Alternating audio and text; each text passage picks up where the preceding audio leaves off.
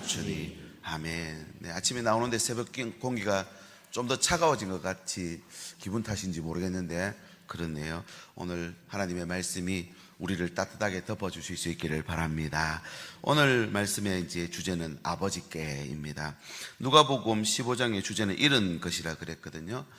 이제 탕자가 잃어버렸던 걸 찾는 과정인데 자신이 주인인 인생을 꿈꿨던 그런 결국은 빈털털입니다. 우리 인생이 그렇습니다. 뭔가를 해보기를 원하고 뭔가를 가지기 원해서 오늘도 수고하고 땀 흘리지만 마지막에 가면 빈털털이라는 것입니다. 굶주린 속에 돼지를 치며 쥐염 열매라도 먹고 싶었지만 아무도 주는 사람이 없었습니다. 모든 것을 잃었을 그때 스스로 돌이켰다라고 했죠. 내가 일어나 아버지께 가리라. 우리가 기도하는 우리 VIP들 또 우리가 기도하는 방황하는 그 모든 분들이 내가 일어나 아버지께 가리라 라는 이런 놀라운 결단이 우리 기도를 통해서 일어날 수 있기를 간절히 소망합니다. 탕자가 아버지께로 올 때 놀라운 일이 벌어졌습니다. 아버지가 어떤 분인지를 정말 제대로 발견하게 된 것이죠. 우리가 아직 거기 있을 때 우리가 정말 결단해서 하나님 앞에 돌아오는데 우리의 노력이 다 아버지께 닿지는 않습니다. 우리가 노력한다고 천국 갈 수 있습니까? 아버지가 움직이셔야죠. 아버지는 어떤 분인지를 알아야 우리가 그래도 어떤 행동을 취할 수 있고 결단을 내릴 수 있습니다. 그래서 첫 번째는요, 아직도 거리가 먼데 라고 합니다. 아직도 거리가 먼데. 20절 말씀인데요, 앞부분인데 또 같이 한번 읽어보겠습니다. 읽기 전에요, 강단에 또 모니터가 안 나오는데 다시 확인 부탁드립니다. 20절 앞부분 시작. 이에 일어나서 아버지께로 돌아가니라. 아직도 거리가 먼데 아버지가 그를 보고. 아들은 아직 도착 안 했습니다. 여전히 먼 길 걷고 있습니다. 근데 아버지가 그를 이미 보고 있다는 거죠. 이건 우연히 본 게 아닙니다. 매일 아버지는 마을 어귀를 바라보며 기다리고 있었다는 거죠. 아들이 오기를 바라며 눈이 딸도록 기다렸다라는 것입니다. 보고 있었다라는 거는요, 단순한 시각적 행위가 아니라 기다림의 표현입니다. 하나님 우리를 기다리십니다. 우리가 하나님을 떠나 먼 나라에 가 있을 때도 하나님 우리를 보고 계십니다. 이런 내용들이 성경에 아주 자주 등장합니다. 예수께서 이 말씀 하실 때에, 기도하고 계실 때에, 저녁이 되었을 때에, 아직 거리가 먼데, 이게 이제 조금 어려운 헬라어 문법인데요, 속격 절대 용법이라고 합니다. 이게 뭐냐면 아직 도착 안 했는데 이미 보고 있다는 거예요. 조금 쉽게 풀어보면 이렇습니다. 명절에, 이번 명절에도 이제 집에 내려간다고 아버지 출발합니다 하고 가는데 중간에 계속 전화합니다. 왜 전화 옵니까? 어디까지 왔니? 이거예요. 어디까지 왔니? 결국 이제 도착했어요. 도착해보면 그 또 아파트 밑에 내려와 기다리고 계세요. 이게 아버지의 마음이에요. 제가 10년 전에 서울 한복판에, 강남 한복판에 사역을 하게 됐습니다. 교회에서. 그때 저희 딸아이가 초등학교 3학년이었거든요. 촌에서, 창원에서 올라왔거든요. 사투리 세게 쓰죠. 아직도 사투리 안 고쳐집니다. 이 촌애가 서울 한복판에 그 학교 걷는데 혹시 왕따 당하지 않을까? 요즘 서울 애들은 깍쟁이라 그러던데 걱정이, 새벽기도 하는데 기도 막 되는 거예요. 새벽기도 마치고 제가 학동초등학교로 갔습니다. 애가 들어갈 학교, 학동초등학교. 아침마다 7바퀴씩 돌았습니다. 여리고성 돌듯이. 그 이야기를 제가 집에 가서 아버지한테 이랬다고 이야기를 하는데 한참을 듣고 있던 아버지가 나도 큰아들 서울 보내놓고 그랬다는 겁니다.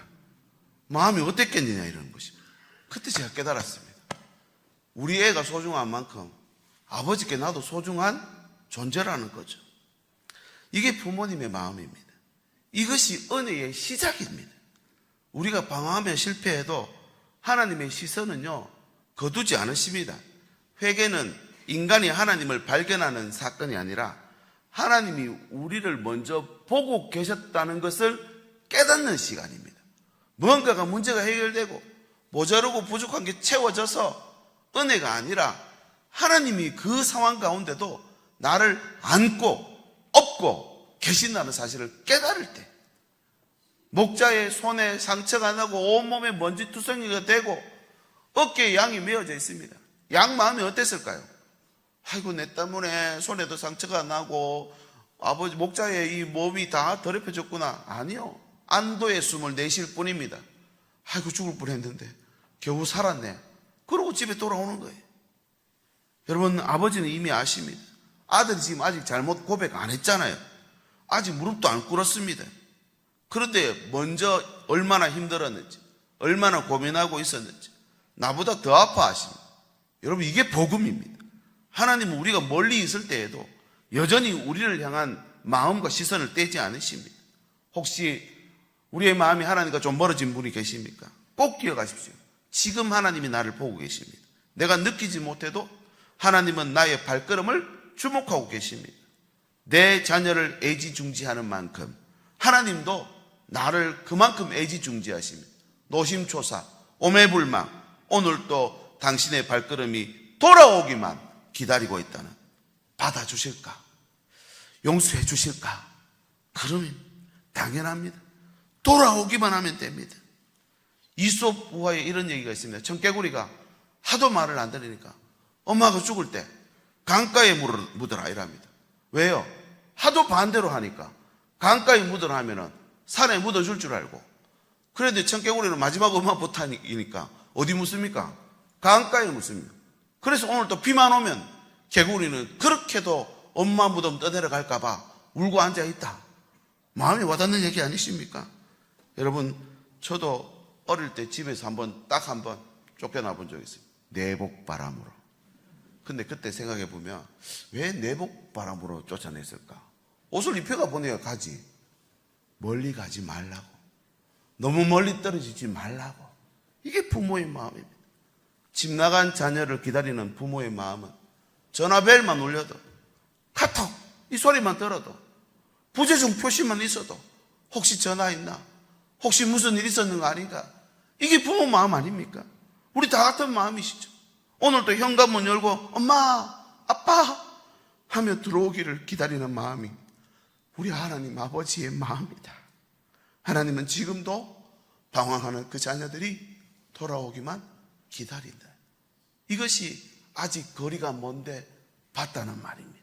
두 번째, 측은히 여겼다 그랬습니다. 20절 중반절이죠. 측은히 여겨 달려가. 측은히라고 하는 이 말은 원어의 뜻은 내장이 끓는단 말이에요. 내장이 끓는, 애가 타는. 여러분, 그런 경험 다 있으시죠? 하나님 아버지의 마음 깊은 곳에 이런 연민, 측은지심이 있다는 거예요. 단순한 동정이 아니라 그 고통이 자신의 고통이 돼요. 얼마나 아팠을까? 얼마나 힘들었을까? 얼마나 밤새 잠 못 자고 눈물 흘렸을까? 이걸 하나님이 공감하고 계시는 거예요. 나보다 더 아파하시는 거예요. 이 단어가 바로 측은지심, 측은히 여깁니다. 그 다음 달려가 그랬죠.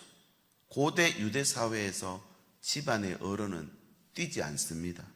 아무리 바빠도, 아무리 급해도. 근데 여기 달렸다 그랬거든요. 장년의 남성이 달린다는 건 체면 다 버린 행동입니다. 우리나라도 그랬죠. 하지만 아버지는 체면 다 버립니다. 사랑은 체면보다 중요하니까. 왜 아버지 달렸을까? 제가 좀 궁금했습니다. 자료를 찾아보니까 있어요. 아들 보호하기 위해 달렸다는 거예요. 아니, 뭘 아들이 뭐 넘어질 것도 아닌데 왜 보호하려고? 찾아보니까 유대 전승에 따르면 가문과 마을 전체의 명예를 손상시킨 자가 귀환할 때 이런 경우는 마을 사람들이 회초리 의식을 행한답니다. 이게 캐차차라고 하는 의식인데요. 그 아들이 돌아올 때 마을 어귀에서부터 그를 막아서고 회초리로 때리고 아들을 다시 밖으로 쫓아내버립니다. 잘못했던. 이사야서 54장 4절에 그런데 아버지가 달려가서 그를 다 보호하는 공동체의 조롱과 처벌로부터 이렇게 합니다. 보십시오. 두려워하지 말라. 같이 읽어볼까요? 시작. 내가 수치를 당하지 아니하리라. 놀라지 말라. 내가 부끄러움을 보지 아니하리라. 내가 내 젊었을 때의 수치를 잊겠고 과부 때의 치욕을 다시 기억함이 없으리라. 할렐루야. 이게 아버지의 마음. 네가 수치를 당하지 아니하리라. 부끄러움을 보지 아니하리라. 그거 내가 당할 거야. 정신없이 달려가시는 거예요. 혹시 마을 청년들이 달려가서 회초리 의식을 행할까 봐, 한 대라도 때릴까 봐, 그냥 그 수치를 감당하지 않게 하려고 내 체면 다 던져버리고 달려나가는. 우리 뉴스나 이런 데 보면 장애우를 가진 부모님들이 그 학교를 동네에다 좀 세워달라고 막 무릎 꿇고 있는 장면 보신 적 있는지 모르겠습니다. 부모는 자녀를 위해 무릎 꿇을 수 있습니다. 체면 다 버립니다. 이것이 복음입니다. 하나님의 하늘 보좌 버리고 이 땅에 내려오신 이유가 그겁니다. 인간의 상식으로 이해되지 않죠. 부모라면 가능한 겁니다. 하나님 우리 아버지십니다. 아멘이십니까? 우리가 하나님께로 가는 게 아니라 그 하나님이 우리에게 오십니다. 성육신, 예수 그리스도의 성육신, 하늘 보좌 버리고 인간의 수치를 다 입으시고 세상 고통 감내하신 십자가 사랑이 바로 달려오심입니다. 오늘도 하나님 멈추지 않으십니다. 사랑은 달려갑니다. 다가가기 전에 먼저 옵니다. 회개는 하나님께 달려가는 게 아니라 달려오심입니다. 우리 삶 속에도 이런 먼저 달려감이 필요합니다. 누군가와의 관계가 멀어졌다면 내가 그 사람 하는 거 보고 그 사랑이라 할 수 없습니다. 달려가야 됩니다. 먼저 연락해 주십시오. 먼저 용서해 주십시오. 체면 필요 없습니다. 홈커밍 데이. 전도는요, 체면 갖고 하는 거 아닙니다. 사랑으로 하는 것입니다. 한 걸음 더 달려가는 아버지 사랑으로. 그렇게 네가 수치를 당하지 아니라, 네가 부끄러움을 보지 아니하리라. 두려워하지 말라. 놀라지 말라. 이 하나님의 마음을 전달해 주실 수 있기를 바랍니다. 이것이 측은히 여겨 달려간다 라는 뜻입니다. 마지막 세 번째는 목을 안고 입을 맞추십니다. 20절 마지막 부분입니다. 목을 안고 입을 맞추었다. 여기 원어에도요 엄청난 뜻이 숨어 있습니다. 목을 안다. 그냥 가서 뭐 이렇게 안아줬다 그래요. 온 몸을 던져버렸다 이런 뜻을 갖고 있어요. 온 몸을 던졌어요. 진짜 반가우면 어떡합니까? 온 몸을 던져서 그냥 막 와락 안겨버리는 것이죠. 아버지가 온 몸을 달려가가지고 온 몸을 던져서 끌어안는 것. 한 번이 아닙니다. 입을 맞췄다는 것은 반복적이고 뜨겁고 감격적 인사입니다. 이 구약에서 여러 화해 장면들이 나오는데 에서하고 야곱이 화해하는 그 울며 입을 맞췄다 그 말입니다. 목을 안고. 그 다음에 요셉이 수십 년 만에 아버지 애굽에서 만났는 그 장면, 아버지를 안고 울었다. 거기도 이 장면입니다. 화해의 상징입니다. 과거의 잘못이나 상처, 아픔은 더 이상 우리 관계를 가로막지 못한다.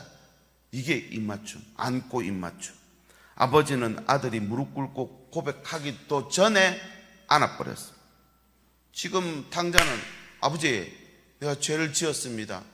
이제부터 아버지 집의 품꾼의 하나로 여겨 주시옵소서 하면, 그래, 내가 용서해 주마. 다시는 그러지 마. 예. 그러면 안아주는 거. 이게 당자가 상상했던 모습 아닙니까? 그 말 지금 나와야 되는데 하기도 전에 와가 그냥 온몸을 던져서 그냥 안아버려. 용서가 고백보다 먼저 나오는 겁니다.